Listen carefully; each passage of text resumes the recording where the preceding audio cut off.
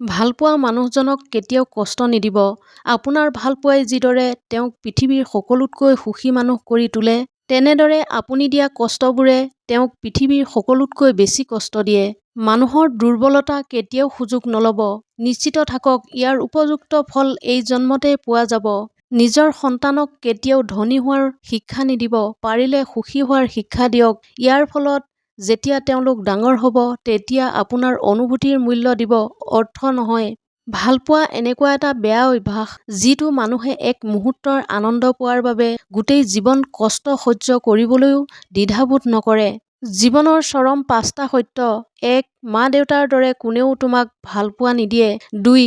দুখীয়াৰ কোনো বন্ধু নাথাকে। 3. সন্মান তেওঁলোকেই পায় যাৰ টকা আছে।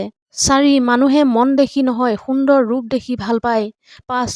আপোন মানুহতকৈ ডাঙৰ শত্ৰু এই পৃথিৱীত আৰু কোনো নাই। এই 3টা বস্তু কেতিয়াও ঘূৰি নাহে: সময়, কথা আৰু সুযোগ। এই 3টা বস্তু হেৰুৱাই দিয়া ঠিক নহয়: শান্তি, আশা আৰু সততা। এই 3টা লক্ষণ দেখিলে বুজি ল'ব আপোনাৰ সময় বেয়া গৈছে। নাম্বাৰ 1, যদি দেখে সকলোৱে আপোনাৰ লগত বেয়া ব্যৱহাৰ কৰিছে। 2. টকা নাথাকিলে। 3. প্ৰিয়জনে বিশ্বাসঘাত কৰিলে। বিমানত আপুনি নিশ্চিন্ত মনে বহি থাকে, যদিও বিমানৰ পাইলট কোন আপুনি নাজানে। ৰেলত আপুনি নিশ্চিন্ত মনে বহি থাকে, যদিও ৰেলখনৰ চালক কোন আপুনি নাজানে। বাছতো আপুনি নিশ্চিন্ত মনে বহি থাকে, যদিও বাছৰ চালকক আপুনি চিনি নাপায়। তেনেহ'লে জীৱনক লৈ আপুনি ইমান অনিশ্চিত কিয়? যেতিয়া জানেই ঈশ্বৰ আপোনাৰ জীৱনৰ অনিয়ন্ত্ৰক, ঈশ্বৰৰ ওপৰত ভৰসা ৰাখক, তেওঁৱেই সৰ্বশ্ৰেষ্ঠ পৰিকল্পনাকাৰী। যেতিয়াই ফিল কৰিব কাৰোবাৰ বাবে আপুনি বিৰক্তিকৰ কাৰণ হৈ পৰিছে, তেতিয়াই নিজে আঁতৰি অহাটোৱেই ভাল। কেতিয়াও কাৰো কষ্টক সৰু নাভাবিব, কাৰণ যাৰ কষ্ট একমাত্ৰ তেওঁ জানে কষ্টটো কিমান ডাঙৰ।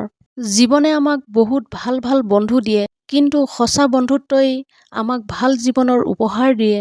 আমাৰ সৰুকালত মা-দেউতাৰ যিমান প্ৰয়োজন হয়, তেওঁলোকৰ বৃদ্ধ অৱস্থাত ঠিক সিমানখিনিয়েই প্ৰয়োজন হয় আমাৰ। সেয়ে মা-দেউতাৰ বয়স হ'লে তেওঁলোকক বুজিব চেষ্টা কৰক, বুজা বুলি নাভাবিব। মানুহে কিয় হিংসা কৰে জানে? আপোনাৰ উন্নতি দেখি, আপোনাৰ সুখ দেখি, আপোনাৰ উপাৰ্জন দেখি, আপোনাৰ আনন্দ দেখি, আৰু সুখী হয় কেৱল মাত্ৰ আপোনাৰ কষ্ট দেখি। বিয়াৰ আগতেই কোনো এজনী ছোৱালীক পৰীক্ষা কৰক এই 5টা বিষয় দেখি: 1. তাই বহুত লোভীয়া নেকি? 2. তাই এলেহুৱা নেকি? 3. তাইৰ অনিচ্ছা আছে নেকি? 4. তাইৰ পৰিয়াল কেনেকুৱা? 5. তাই নিজৰ ধৰ্মৰ সম্পৰ্কে কিমান সংবেদনশীল? যিজনে পথ দেখায় এদিন তাকেই সকলোৱে পাহৰি যায়। যাৰ বাবে সম্পৰ্কৰ মূল্য বেছি, তেওঁ ভুল নকৰিলেও চৰি বুলি কয়। বেয়া সময়খিনি হয়তো অতীত হৈ যায়, কিন্তু মানুহৰ বেয়া ব্যৱহাৰ কেতিয়াও অতীত হ'ব নোৱাৰে। চকুৰ পানী সহজতে মুচি পেলোৱা যায়, কিন্তু চকু পানী ওলোৱা কাৰণটো মুচি পেলোৱা নাযায়। সকলো সময়তে এইটো মনত ৰখা উচিত: কোনেও নিখুঁত নহয়, দুখ গুণ মিলিয়েই মানুহ। জীৱনত সুখী থাকিব হ'লে এইকেইটা কাম কৰক: য'ত সম্ভৱ ঋণমুক্ত থাকক, সম্ভৱ হ'লে কিছু পৰিমাণে হ'লেও টকা সঞ্চয় কৰক, কৰ্ম কৰক, ফলৰ আশা নকৰিব, কাম বেছি কৰক, প্ৰত্যাশা কম কৰক, আনকি মানুহৰ পৰাও প্ৰত্যাশা কমাই দিয়ক। কেৱল টকা উপাৰ্জনৰ পিছত নপৰিব, সুখ উপাৰ্জন কৰিবও শিকক। যিমান পাৰে ভাল লগা কিতাপ পঢ়ক বা ভাল লগা কাম কৰক। নিজৰ স্বাস্থ্যৰ ধ্যান ৰাখক। নিজেই সুস্থ নাথাকিলে সকলোবোৰ অৰ্থহীন যেন লাগিব। অৰ্থ নাথাকিলে তুমি সমাজক চিনিবা, আৰু অৰ্থ থাকিলে সমাজে তোমাক চিনিব।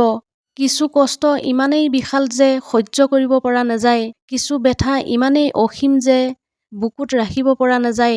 কিছু মানুহ ইমানেই আপোন যে হেৰাই গ'লে কেতিয়াও পাহৰিব পৰা নাযায়। এনেধৰণৰ মটিভেশ্যনেল ভিডিঅ' পাই থাকিবলৈ মোৰ চেনেলটো ছাবস্ক্ৰাইব কৰিবলৈ নাপাহৰিব। ধন্যবাদ।